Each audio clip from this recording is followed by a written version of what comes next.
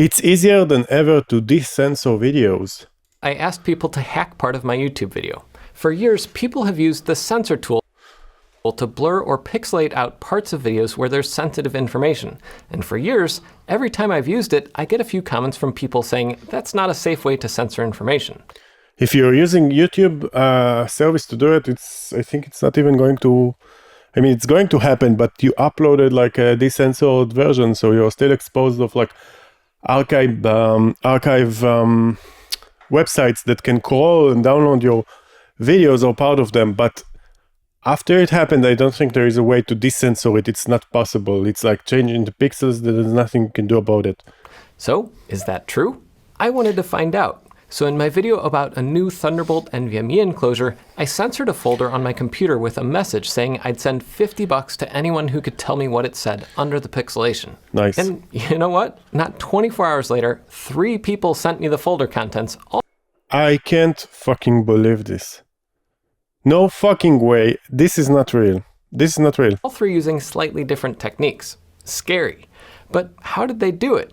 I asked each of them, and they were more than happy to share. For most of us who like reverse engineering or tinkering, it's fun to share the craft, and even more fun when it's sanctioned fun, and add on a little monetary reward, and it's just icing on the cake. I'm going to share Kokotoro's method, mostly because there's an entire GitHub repo sharing the process and the code, along with 2 different ways that the user tried to depixelate my footage. First was a brute force it. But you can't depixelate it, because you don't have the data, it's just clear squares right now, so you can't do anything with it. Attempt. The idea here is that the pixelation is kind of like shutters over a picture. As you move the image beneath around, you can peek into different parts of the picture. As long as you have a solid frame of reference, like the window that stays the same size, you can accumulate pixel data from the picture underneath. Eventually, you wind up with something pretty close to the original, though it's a bit blotchy. This first method already proved the concept, but Kokotoro was selecting the window by hand in each frame. For the second try, GIMP and FFmpeg were used to automatically pull the window out of the video frames to get all the data more precisely. You can see for yourself, doing that, the window is almost as clear as it was in my original footage. I still don't understand how could this be. By the time I finished dragging it around on my screen. And like I said, other people were able to get the data out too using slightly different techniques. Another user sent me this picture in the same half hour that Kokotoro sent an email. Blurring or pixelating video, especially moving video, is gonna lead to similar results as you saw here. Years ago, it would have required a supercomputer and a PhD to do this stuff, but today, between AI assistants with the trickier bits of the code and how fast neural networks run on computers, it's easier and faster than ever to depixelate video. If there's I still don't understand how it works. Like, you still E6 square white squares. How could this actually be?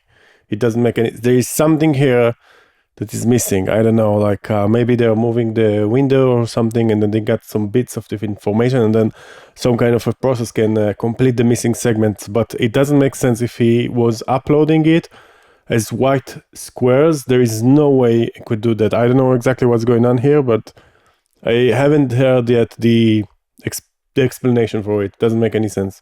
Something is missing. One thing computers are good at, it's finding order in seeming chaos, like how modern tools can pull a clean voice out of a horrible recording. The more motion in the video, the more data points the reverse engineering has to play with, and thus the better content. He's talking about the process of completion, when you get some data source and then you complete something, but it's not the same, because they didn't have the source to begin with. It just got white squares. Confidence in the result. If I hadn't moved around my Finder window in the video, I don't think it would have worked.